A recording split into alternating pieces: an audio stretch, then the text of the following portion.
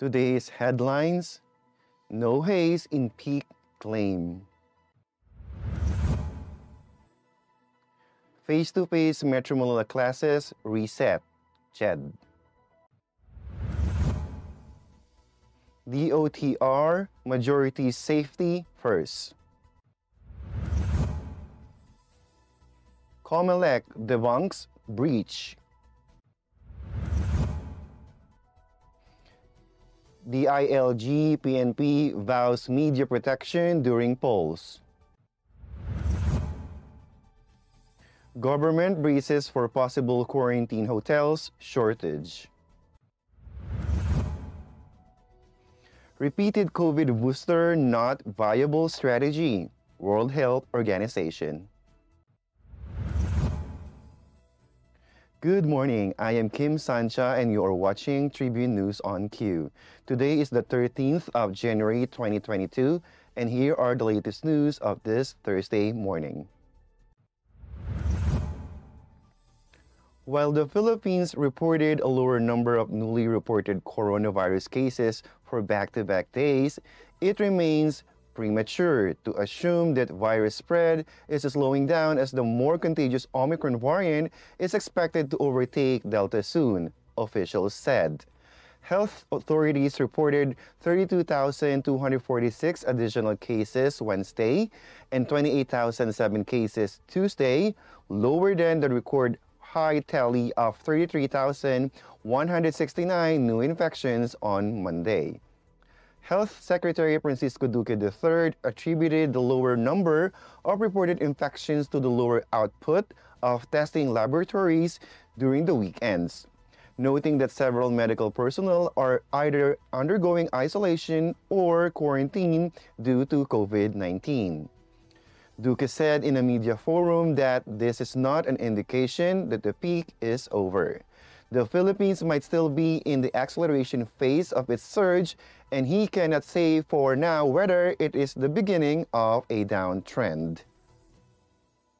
The World Health Organization also said that while 5,000 case decline on Monday and Tuesday could be an early indication that we are seeing plateauing, the country may report a higher number of cases in the coming weeks amid the emergence of the highly transmissible Omicron variant.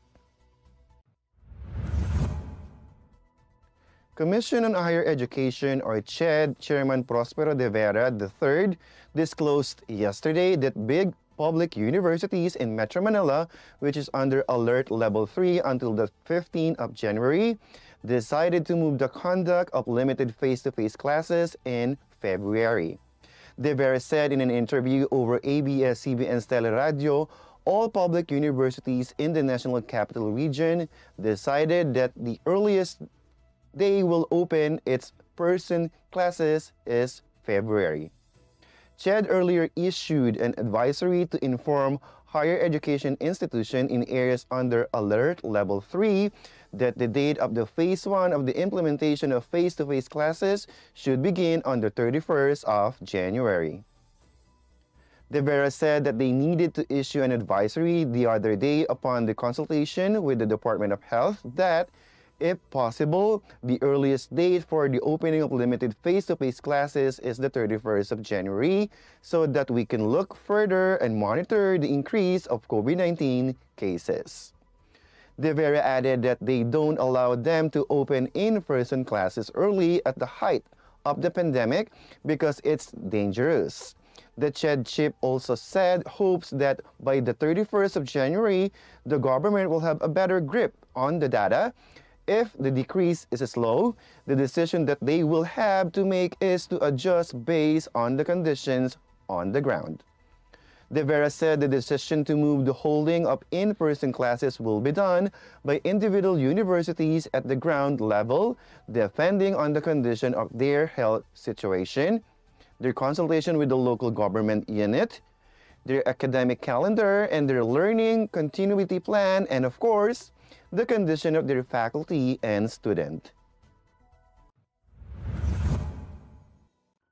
The Department of Transportation on Wednesday reiterated that it's not anti-poor, draconian, or punitive to require passengers to present a COVID-19 vaccination card before being allowed in public transportation.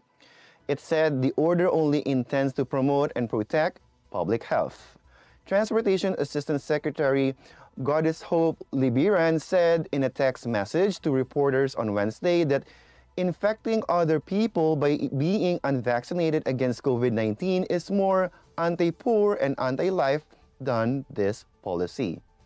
Severe COVID infection caused by non-vaccination result in an undue burden on our healthcare system, worse if they infect our public transport personnel.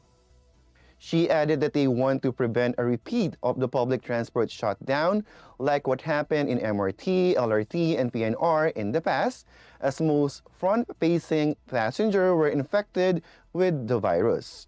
They also assured the public that they are doing everything they can do to maintain and keep our public transport operation safe and running. On Tuesday, the 11th of January, Transportation Secretary Arthur P. Tugade issued a department order, or DO, enforcing a no vaccination, no ride, no entry policy in the National Capital Region. Tugade said the policy will be in effect while an alert level 3 is implemented in the metropolis on the recommendation of the Interagency Task Force for the Management of Emerging Infectious Disease, or IATF. Based on the DOTr order, all concerned attached agencies and sectoral offices of DOTr are directed to ensure that operation of public transportation shall allow access or issue tickets only to fully vaccination persons as evidenced by physical or digital copies of an LGU issued vaccination card or any IATF prescribed document with a valid government-issued ID with picture and address. Persons with medical conditions that prevent their full COVID-19 vaccination, as shown by a duly signed medical certificate with the name and contact details of their doctor, are exempted from the policy. Likewise, persons who will buy essential goods and services, such as but not limited to food, water, medicine, medical devices, public utilities, energy, work, and medical and dental necessities, as shown by a duly issued barangay health pass or other proof to justify travel, are not covered by the policy.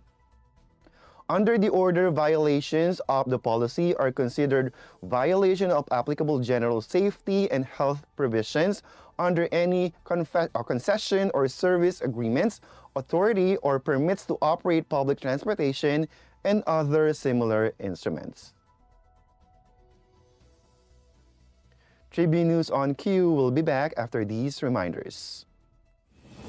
Boto mo to Halalan 2022, the Daily Tribune special coverage. Si Harry Roque ang pinakamagaling na spokesman, kaya inggit sa kanya ang oposisyon. Tama lang na ipinaglaban ko ang balik trabaho para bumalik ang kita ng mga nagtatrabaho at naghahanap buhay. Hindi pwedeng magutom ang pamilya. Dapat lang po ingat buhay para sa hanap buhay. Basta trabaho, kita at hanap buhay ang nakataya. Nasa harap niyo po ako. Ibigay natin ang tudong suporta kay Harry. Boto mo to Halalan 2022, the Daily Tribune special coverage.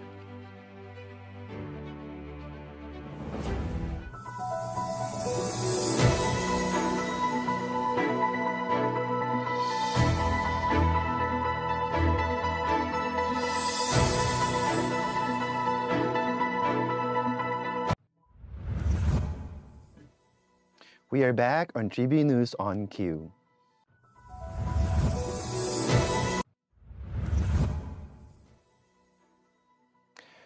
The Commission on Elections, or COMELEC, on Wednesday has debunked claims that it had lost vital information and data to hackers.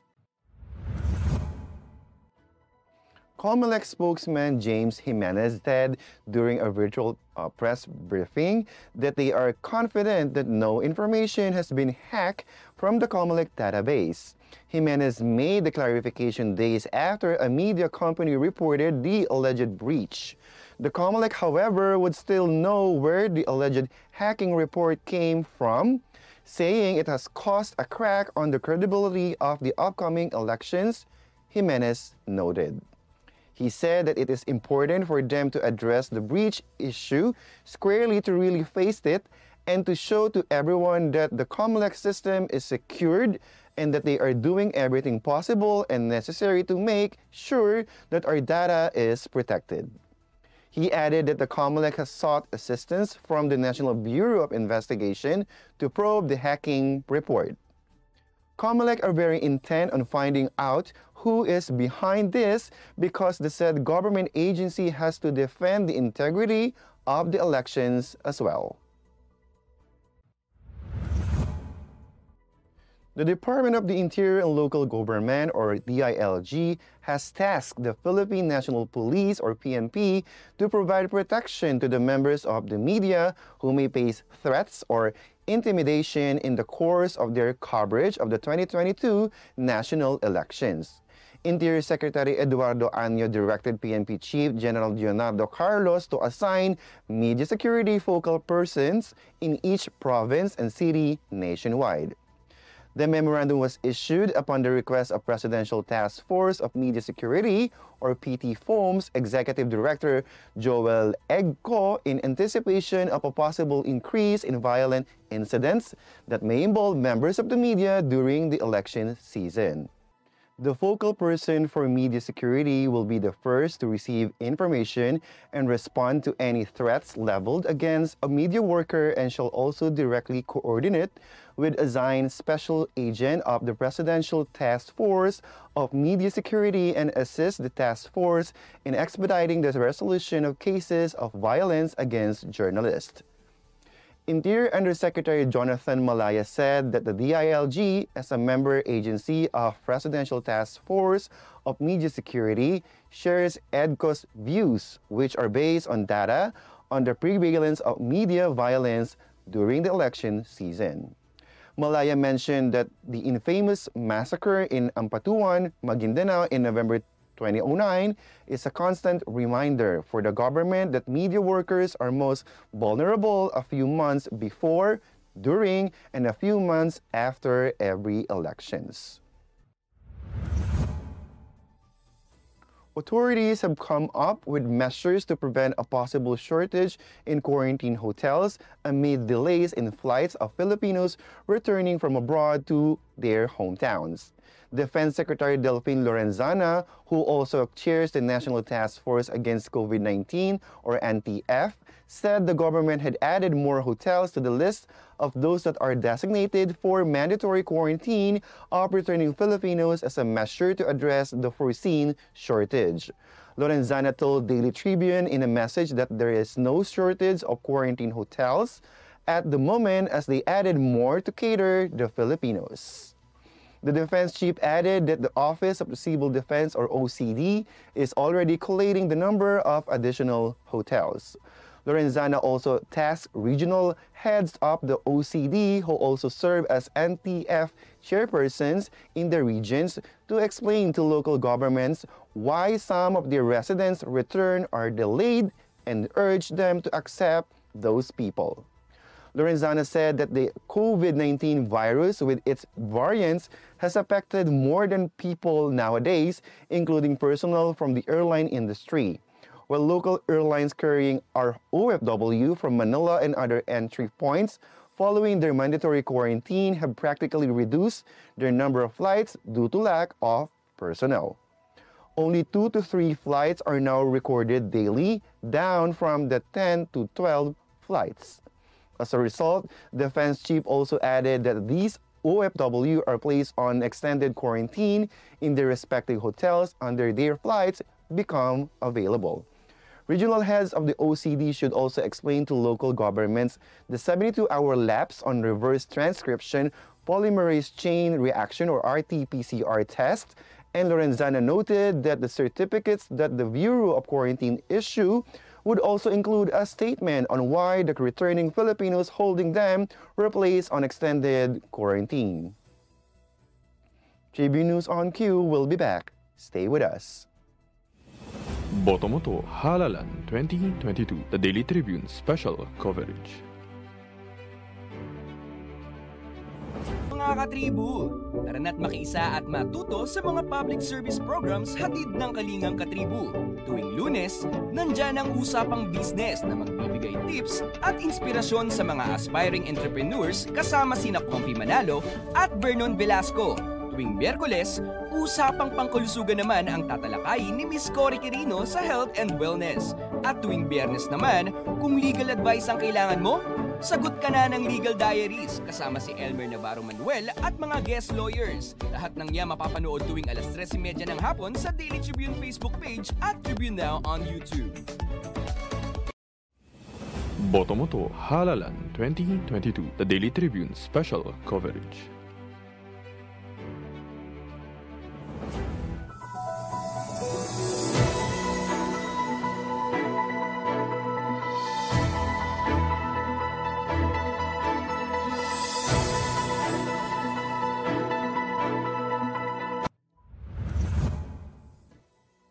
You are still watching Tribune News on Q. World Health Organization or WHO experts warned Tuesday that repeating booster doses of the original COVID vaccines is not a viable strategy against emerging variants and called for new jabs that better protect against transmission. An expert group created by World Health Organization to assess the performance of COVID-19 vaccines said simply providing fresh jabs of existing COVID vaccines as new strains of the virus emerge was not the best way to fight the pandemic. World Health Organization Technical Advisory Group on COVID-19 Vaccine Composition, or TAG-COVAC, said in a statement that the vaccination strategy based on repeated booster doses of the original vaccine composition is unlikely to be appropriate or sustainable. The group said there could be a need to update the existing vaccines to better target emerging COVID variants, like Omicron, which has spread rapidly and has been detected in 149 countries so far.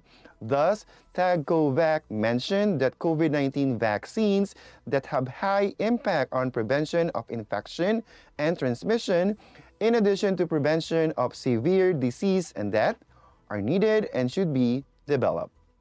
It also suggested that vaccine developers should strive to create jabs that elicit immune responses that are broad, strong, and long-lasting in order to reduce the need for successive booster doses. That wraps up the stories this morning. Before we go, we would like to thank the following: the SM Store, Araneta City, the Department of Tourism, MG Motors, Haina Motors, Security Bank, and Overseas Community Affairs Council member Alan Lin of Republic of China for their continued support. Again, this is Kim Sancha and you are watching Tribune News on Q. Stay safe, stay healthy, and stay at home. Good morning. Catch the latest news on our website, tribune.net.ph. Follow us on Facebook, Twitter, and Instagram. Subscribe to our YouTube channel, Tribune Now. Download the Daily Tribune app on Apple Store for iOS and Google Play for Android to get the latest and most comprehensive news online. Daily Tribune invites you to join its Viber community, Katribu, to get updates on the hottest news on politics, business, sports, lifestyle, and entertainment. Emoticons of the Tribune mascot Tercito are available on our community Viber.